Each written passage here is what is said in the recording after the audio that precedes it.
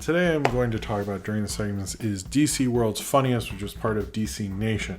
I sort of have to explain a lot of concepts in this one, but to explain it fully. So DC Nation was the thing where they play various DC related animated shows and they play shorts in between. They had various short series, and one of which was spun off into then becoming Teen Titans Go.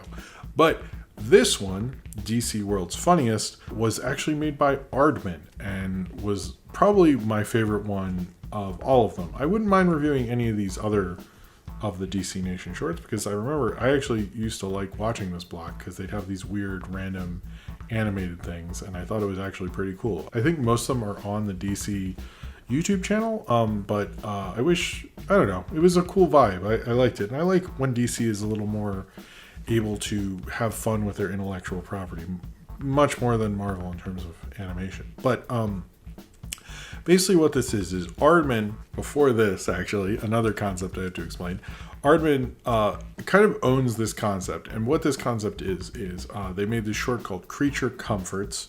And what this short is they first documentary style interview a real person, and then they animate to that interview or the segment they cut out of it, and sort of a similar thing to what Dr. Katz did or Knockforce, not sure if you heard of it, did as well, but in much more of a documentary style, where they basically take what someone said and they animated it or did stop motion animation to it, to basically like zoo animals and stuff like that.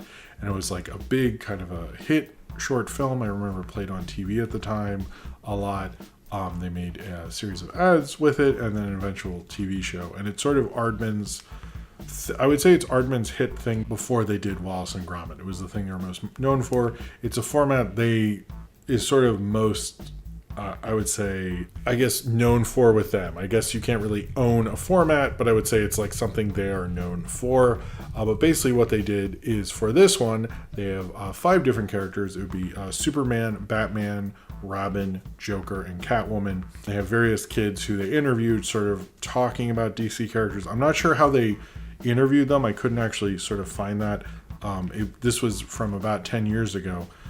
So I don't know, or over 10 years ago, so I don't know how they interviewed them, but they basically interview these kids and they'd interview them and they would talk about I can do this thing and be like, have their silly kid improv imagination from there. And so instead of having normal people talk and then they'd animate animals, they have these kids talk and then they have them be superheroes, but they don't design them as just the usual Superman thing. They design them in this weird Aardman way. So if you look at the animation or you've watched these before, it doesn't look like Superman. It has this off sort of thing. They're clearly like improvising, and I'm kind of curious how they interviewed them or the emphasis they give to them or stuff. And it seems like they sort of are aware of what character they're playing, so it's different from Creature Comforts. I'm a little curious about that. But it is kind of an interesting take on it. They're each about a minute long. There's only 10 of them, so it's 10 minutes total. And they do break from the format in some ways. They have one where Superman keeps sneezing and his laser eyes keep coming out when he sneezes. They have another one where Batman, this bat phone is ringing and Batman's running to get the phone. When he gets there, they've already hung up, which are interesting and still kind of funny, but it's interesting. Like, I'm curious, did they have not enough material and they had this contract for 10 or something? I'm a little curious why they did those specifically, but they are funny. But it's kind of like a little charming thing. I like the different design of the characters they did with this, because like Robin's taller than Batman. I don't think I've ever seen that before. They all have like weird British teeth and stuff like that. That kind of thing I quite like about it. It has this like very charming authenticity to the whole thing. They actually made action figures of the characters in this, which to be honest, what little I could find of reviews of this, I found a lot of people opening those and stuff. Part of me wouldn't mind having those because they look kind of cool and like different than you usually see with things. You also have Joker singing Batman Smells, which I thought was actually pretty cool. Kind of weird take Aardman had on the material, just having like everyday kind of normal conversations with the DC characters. It really kind of opens up the whole DC mythos and things like that, which I think is a lot of fun. It's a good 10-minute watch about. I am going to make a playlist that will be at the bottom of this video. The Joker kid has a good laugh. I like the Superman kid's innocence. The Batman and Robin kid have good chemistry together. I don't know how they brought it together, but it has such a kind of fun energy of having like just kids be silly and be these characters. It's really endearing. It's very fun. It's a very homemade quality to it with great Aardman animation.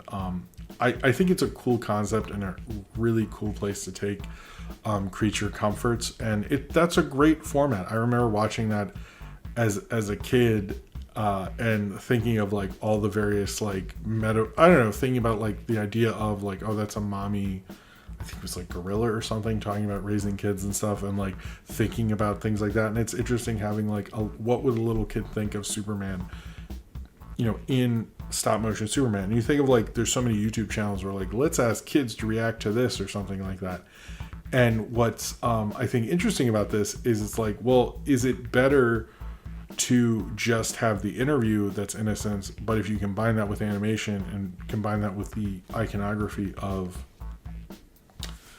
DC and everything, the greater metaphorical and theoretical ideas that brings up, the idea of how children view superheroes, how they view them every day, how they view their imagination, and how they sort of don't care and put the emphasis that we do necessarily of them as legends, they just see them as everyday things.